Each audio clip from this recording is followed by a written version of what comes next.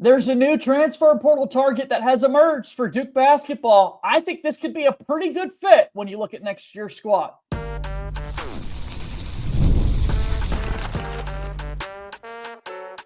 You are Locked On Blue Devils, your daily podcast on the Duke Blue Devils.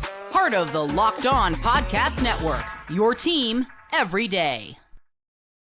Hello, everybody. Welcome into another episode of the Locked On Blue Devils podcast. My name is JJ Jackson. So excited to have you here with us today on Wednesday, April 16th, 2025. Locked On Blue Devils is your one-stop shop where we discuss everything going on inside the life of Duke athletics as we continue to move through another week here on the program, talking about all the great things happening within the world of Duke basketball in particular. The transfer portal is up and going. We're less than a week left before players have to have their names submitted into the portal, and we're still sitting here waiting on news to be had for Duke basketball players regarding decisions going into next year's team. However, we do know a new target that has emerged for the Blue Devils in the transfer portal, and we'll talk about that name and more with our good pal Kevin Connelly from Ball Durham here on today's show. If you have not done so already, please be sure to follow and subscribe to Locked On Blue Devils for free wherever it is that you get your podcasts. Be sure to leave us a 5-star rating and written review. Go ahead and like these videos. Also, if you watch our show each and every day on YouTube, really do appreciate all the support that you give us on the YouTube channel. And we're trying to grow those subscribers over at YouTube. It's been an amazing journey, and really do appreciate you supporting us here at Locked On Blue Devils. We're on X at LO_Blue Devils. And I'm there as well at _JJ_Jackson_. You can follow the show on Instagram and TikTok too. So without further ado, let's bring him on into the program. The aforementioned Kevin Connelly's here with us. And Kevin, we're looking for news, man. We're now over a week since the last college basketball season came to a close. We'll get to the transfer portal target in just a moment. We'll talk more specific Duke player decisions a little bit later. We'll have some NBA stuff at the end as well. But, man, it's just been a relatively quiet week on the Duke front. Yeah, it's kind of crazy. I guess we're closer to the season being 2 weeks over than we are 1 week over. And not even like the guys that are guaranteed going to the NBA have put anything out. Now, I know they'll probably put out some elaborate orchestrated NBA declaration poster. The Mona Lisa of declarations. Yeah, but like it's still kind of crazy. The number one overall pick in the draft hasn't announced he's going into the draft. Now, I will say there is more time for them to announce they're going into the draft than there is guys to go into the transfer portal. Yep. I think by about 4 days, if I can look at the calendar correct. The portal closes the 22nd. I think the deadline is the 26th. So I am expecting news this week. It feels like it is a foregone conclusion that Cooper Flagg, Kunt Knippel, and Kaman Malawach are going to go to the NBA draft. That's not a secret. That's not a surprise. You're just waiting for the formal announcement. And then as you go down the roster, there are more and more questions about certain guys. I think the biggest 3 questions right now, which I've highlighted throughout the course of these last 2 weeks at Ball Durham, is Isaiah Evans, Tyrese Proctor, and Caleb Foster. And I know a lot of people have their feelings one way or another where each 3 of those guys are leaning towards at this moment, and obviously anything could change at any time. Yeah, I'm excited to see those decisions come to be official, and start to set forward what next year's squad looks like. Late last night, though, we got word that a new transfer portal target has emerged for Duke basketball. We've not been in this position really much at all so far this offseason. We did have one name jump out of the gates a little early, Xavier Lee by way of Princeton. His name was linked to Duke, but then the more you kind of dig into it, Kevin, it seems like a lot of people are kind of backtracking on that reporting. Catch us up to speed there. Yeah, that was really, I wouldn't call it a false report. I'm sure Duke did kick the tires on him, but I've kind of been all over the Xavier Lee transfer portal recruitment I got to give myself a plug here, JJ, for over at Storm the Paint, the other fan-sided site that I run, which covers St. John's basketball. And obviously now that they're up and running as top 10 team in the country as well. So they're really high on him. And right now he has 3 finalists, which are Florida, St. John's, and Kansas. But it's more going to come down to between St. John's and Florida. And Duke was never really that involved with him. It never got to be overly serious other than some due diligence. So he was never going to be a Blue Devil. And so that was just the first name that was there. And then, like I said, we really hadn't heard anything much at all until last night, Tuesday evening. All of a sudden, we're starting to get some reports about a new target emerging for the Duke basketball squad. By way of Washington State, we're talking about the player Cedric Coward, We'll put some numbers up on the screen. And Kevin, if you'll walk through some of these for our listening audience as well. What do you like about Cedric Coward? Well, I think the numbers obviously jump out at you. 17.7 points per game, 7 rebounds, shot over 55%, shot 40% from 3. I mean, the numbers are great. However, the one number that you have first at your screen is 6 games played. So I think these numbers obviously have to be taken with a grain of salt, that he did only play 6 games this year with Washington State due to injury. And I think when you dive a little bit deeper into the numbers, you're looking for big-time programs that he played against, and the big name is Iowa on November 15th, and he scored just 9 points in that game, had a tough shooting night, went 3 for 10 and 1 of 6 from deep, but did have 8 rebounds. His other big performances came against Portland State, Bradley, Eastern Washington, his former school, which was his second school because he started at D3, and Northern Colorado. So even though the numbers look great, I do think they have to be taken with a grain of salt once you dive a little bit deeper. But he certainly does have a cool story. I mean, started his career at a Division III, then transferred to Eastern Washington, and in his junior season really exploded on the scene, averaging just over 15 points per game and shot just under 40% from 3. And then he takes the next step to Washington State, although they weren't in a power conference this past season with the Pac-12 dissolving. Yeah. Now, obviously, it seems like he is going to find his way into a power conference because, like it was reported earlier on Tuesday, he has 5 finalists: Duke, Alabama, Florida, Kansas, and then Washington. So those are 4 really big names, obviously. The reigning national champions, 2 Blue Bloods, and the Elite 8 team. And then plus Washington, a local school for him in terms of his previous 2 stops in Eastern Washington and Washington State. Yeah, a native of Fresno, California, 6'6" are the measurables there for Coward. He's got 1 year left of college basketball eligibility that he would be using at one of these schools. The other thing worth noting and important to point out here is that he's also declared for the NBA draft. So he's going to kind of go through that process as we've seen. We can go back to Trevor Keels from a couple of years ago, just waiting until the very last moment. Is he coming back or not? And so that's the position that we're in right now. Is it looks like he wants to try his best to jump to the league if possible. You said there he's already had 4 years kind of in the college basketball game with 1 year left to go. So maybe at the end of the day, these 5 schools don't even get to have him because he's headed off to the NBA. But when you look at where he's kind of projected to go, it seems like you're not seeing his name until the second round comes around. Yeah, if that. So I think he did get a medical red shirt for this season. So that is why he would be eligible to play next season. Because I know that a new rule went into effect about JUCOs not really counting about eligibility, but I don't think that has anything to do with playing at the Division III level. I believe that still counts towards your eligibility. So the reason he could play in college next year is because he did get a medical red shirt for that injury this season that limited him to just 6 games, and his last game played was on November 21st.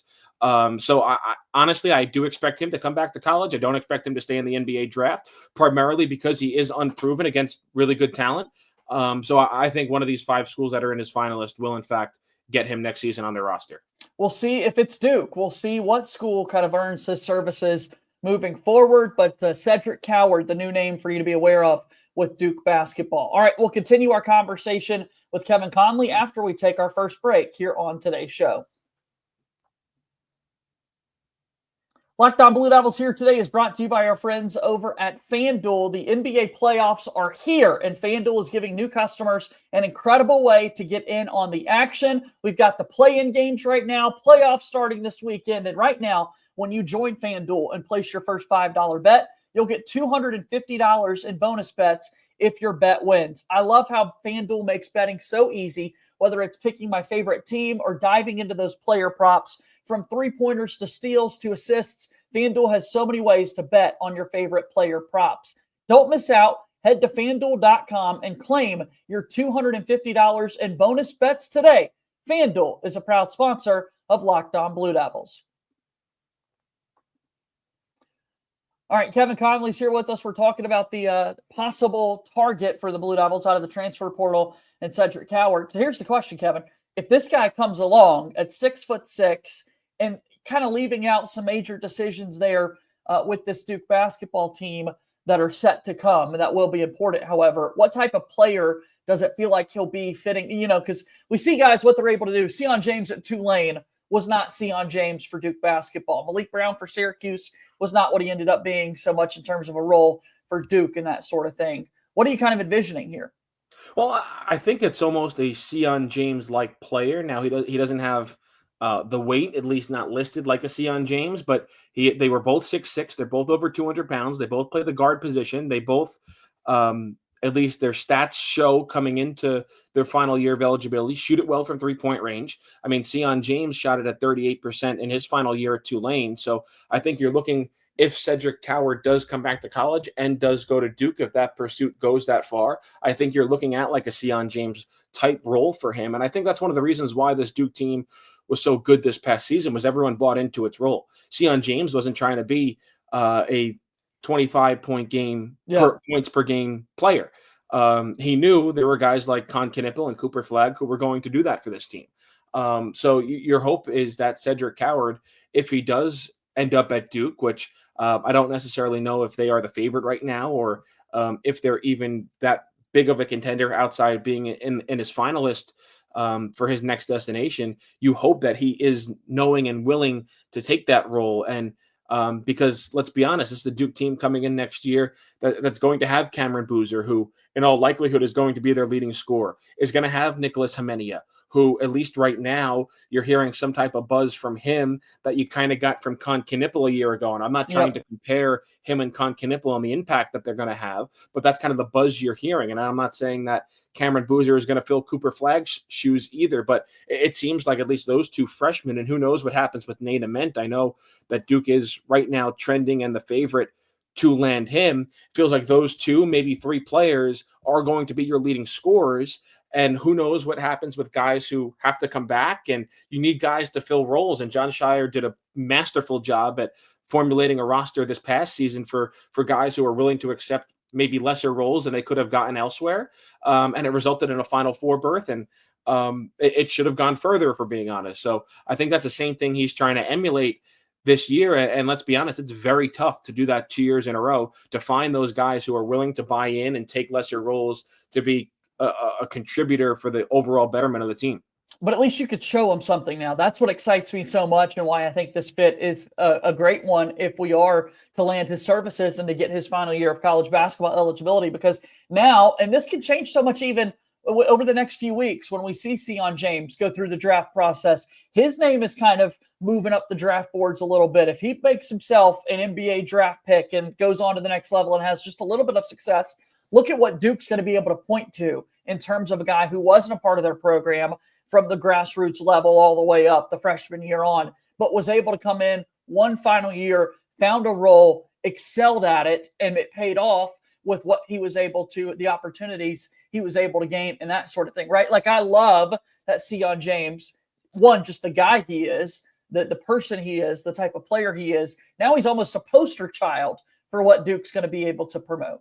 No, 100%. And I think Sion James, no matter what characteristic you were looking for, not just in a player, but in a person, I mean, he checks off right away. I think, was he the most talented transfer Duke has ever had?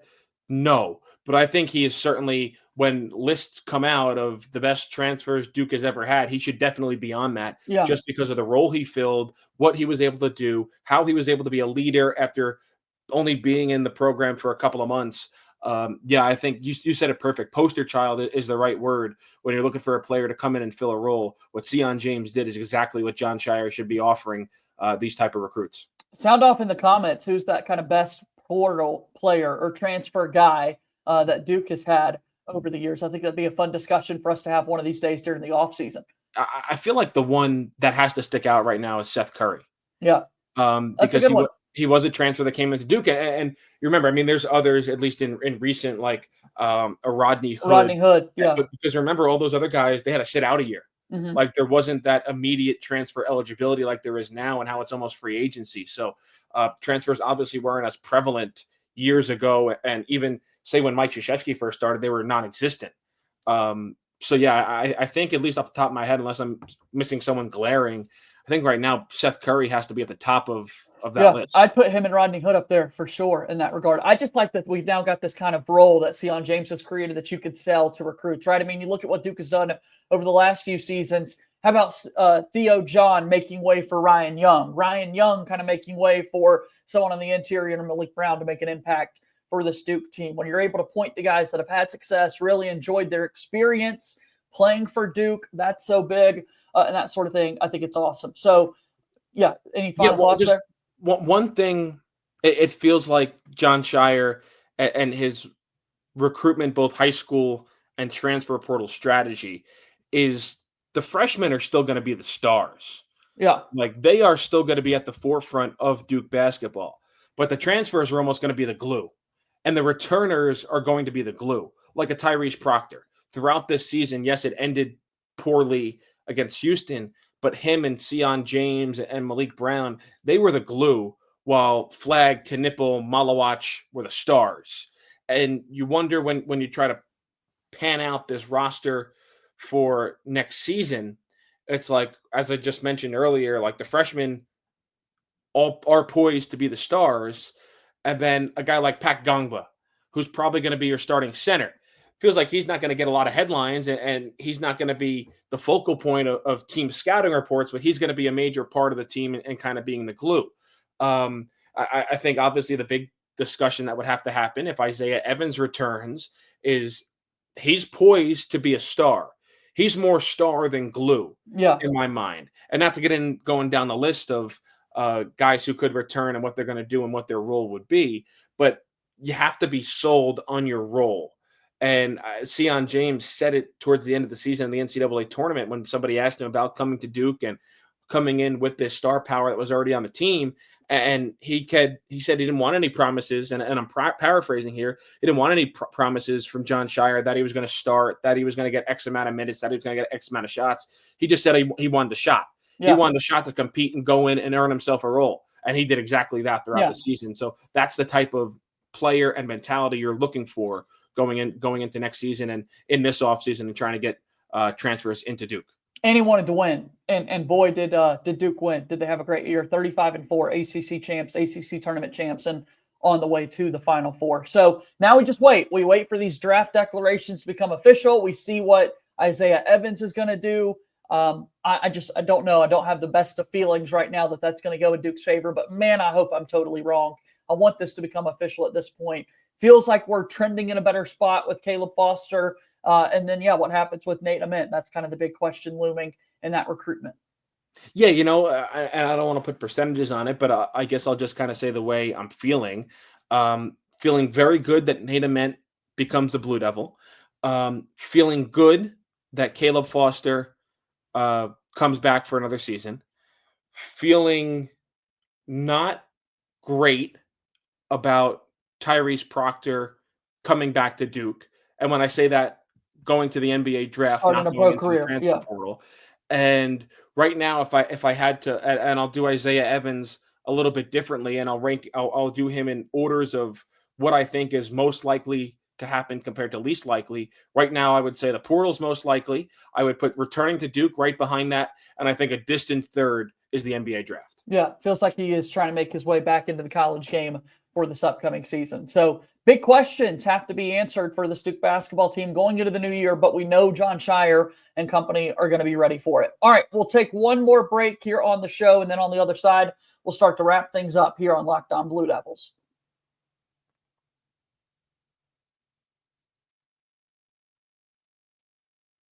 Thank you so much for making Locked On Blue Devils your first listen or your first watch here today. For your second listen, make sure that you go check out Locked On NFL Draft with Damian Parson and Keith Sanchez. We're so close. We're 8 days away from the NFL Draft. Can you believe it? As your favorite collegiate players get ready for the next level, get the latest draft rankings, rumors, and news every day. Find Locked On NFL Draft on YouTube or wherever it is that you listen to your podcast. Check it all out. Locked On Podcast Network, your team every day. All right, here we go. We keep moving forward on the program with our pal Kevin Connelly from Ball Durham, talking about the Duke basketball team and in a position that, we got to figure out who's coming back, who's going to the NBA draft, what's up with Cedric Coward, this new transfer portal target. And, Jay Lucas has hired another assistant coach for his staff at Miami. Duke's got some coaching moves that they can make over these next few weeks too, Kevin. Yeah, Jay Lucas hiring the Boozers head coach from Columbus High School.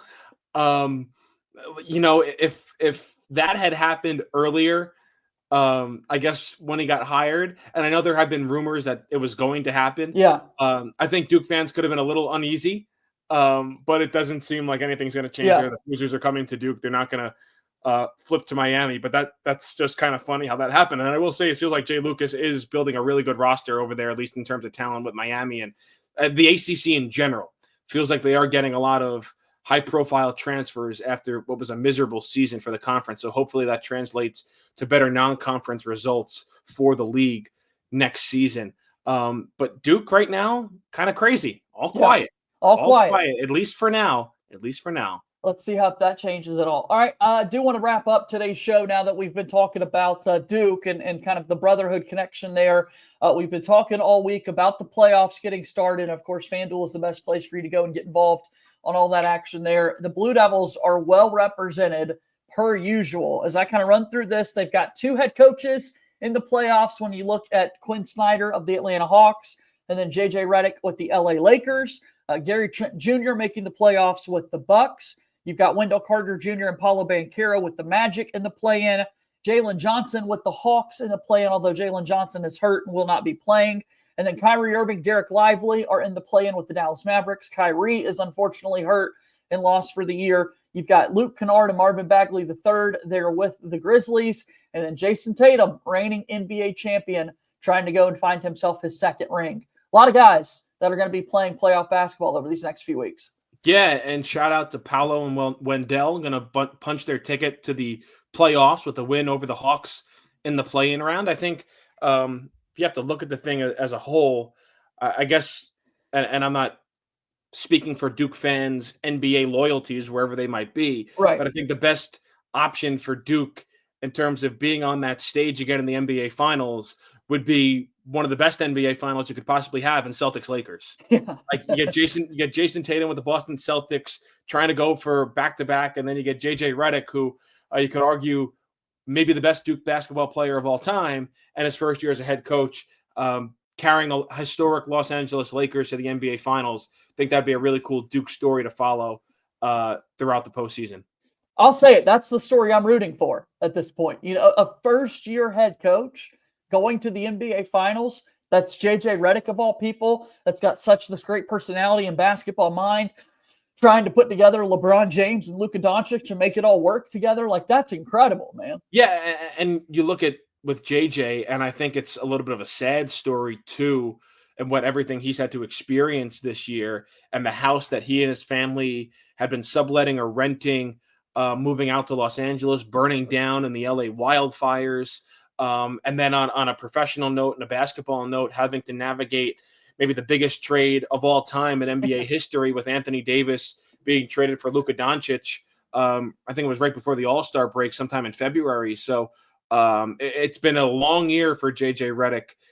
Even when you want to go back to the summer, and obviously it felt like the Lakers' top choice was UConn's Dan Hurley, and then having to pivot back to J.J. Redick in the summer. So it's been a heck of a, now I guess 10 months for him. And I guess he's hoping that it caps off in the next 2 months with a chance to win a championship. Yeah, well, it worked out for them. They won 50 games in the regular season, and now they've got the chance in the playoffs to go up against the Minnesota Timberwolves, and we'll see kind of who comes out of that matchup there for the Blue Devils. You mentioned Paolo Banchero, Wendell Carter Jr. there with the Magic. They're in the playoffs, going to be matching up with the Boston Celtics in the first round. And Paolo did miss 34 games this season with an oblique injury, but he's been back over the last couple of months, and man, he's really good.